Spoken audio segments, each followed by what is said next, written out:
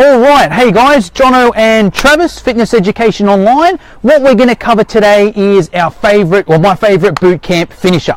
Now we'll sort of run through what it is and when to use it and that sort of thing. Just before we get into it, if you can just do us a favour, just hit like. A couple of reasons why. A, we want to know who's liking it and who's watching it, so if you hit like, we know that you liked it. Also, we want this video to go viral because it's awesome, and the more people that obviously like and comment on it, the more chance it has of going viral. So it's a fun one today. Exactly. Something a bit different. Exactly. And if Travis thinks it's fun, it's got to be fun because his variation of fun is a little funny. Anyways, yeah, so just jump on and hit like. Any questions, comment them below. Now, the finisher is basically a musical finisher who let the dogs out. You've probably seen plenty of them before. You've probably classic, isn't it? Yeah, exactly. Well, your favourite song, isn't it? On the playlist. My most recently played top playlist. It is. And you've probably seen a lot of musical finishers. There's Bring Sally Up, there's Nut Bush Plank. Now, I really like them. I think they're a bit of fun. Yep. And with my sort of boot camp structure, the way I structure a boot camp, say it's for an hour, I'll start with like a general 5-minute warm-up, play some sort of a 5-minute game, do your main workout for 20-30 minutes or whatever, and then do like a 5-10 minute finisher at the end, and then do some stretch or whatever. Now, what I like doing with the finisher, I like to implement it in a way so that the participants don't know. That's sort of my idea behind the finisher. I want my participants to think they've done their workout. They've done their circuit, they've done their AMRAP, they've done their Tabata. Awesome, right, let's get out of here. And then I can throw in, oh, hey guys, by the way, we got 5 minutes to go. I actually saw this cool thing on YouTube. It's only going to take 5 minutes. Let's give it a quick go. Let's go. So I want them to be like gassed and think they've done their workout, and then I just get whatever's left in the tank as a finisher.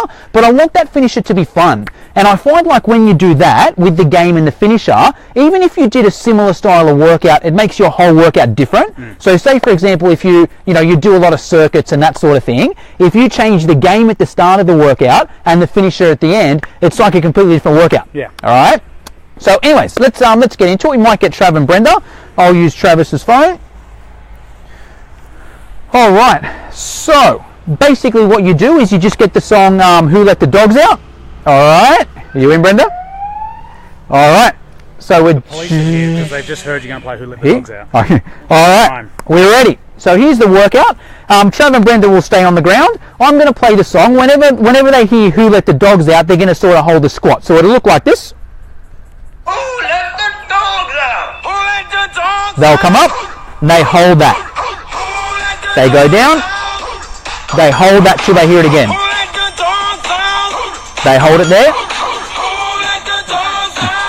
Now they hold till they hear it again. So they're holding, and there's obviously different levels, but we'll show you this.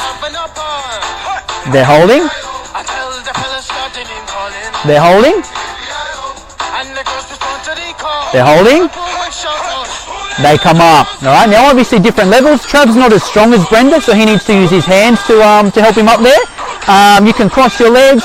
Maybe if you can't get all the way up, you could just do a sit-up. You know, if you've got beginners, you could. Sorry, I'm trying to turn it off. I can't figure the off thing on a Samsung.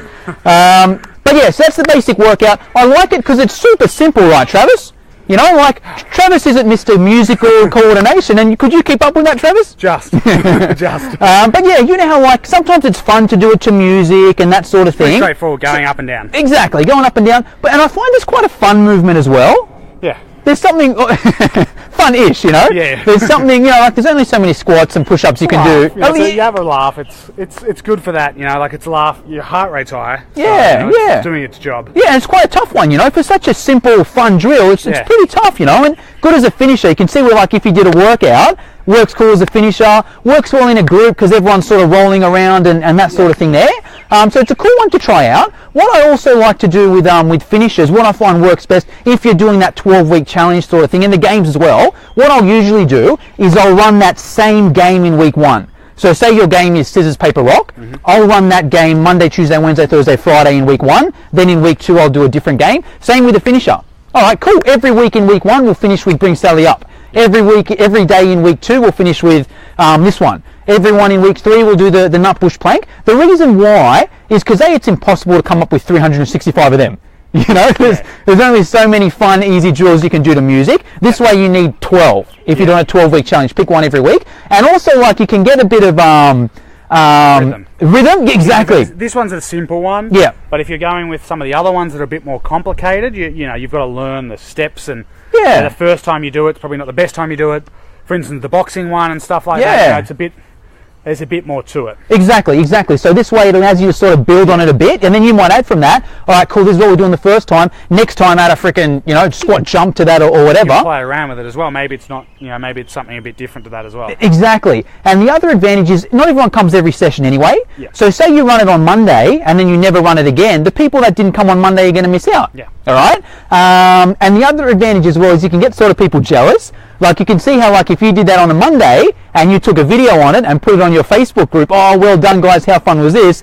Everyone's going to be like, oh, Jono, can we do that tomorrow? Oh, I missed out, when can we do it again? Blah, blah, blah, blah, blah. All right. So anyway, that's my sort of take on finishers. I like them every single session.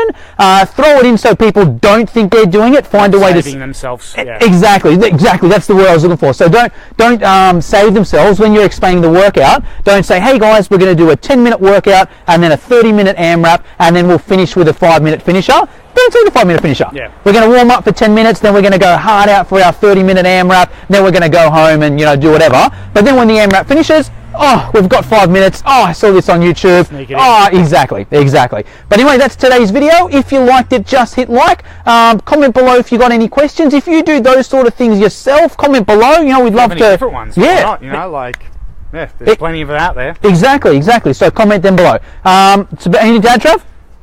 No, that's it. Nothing else. Have a good arvo.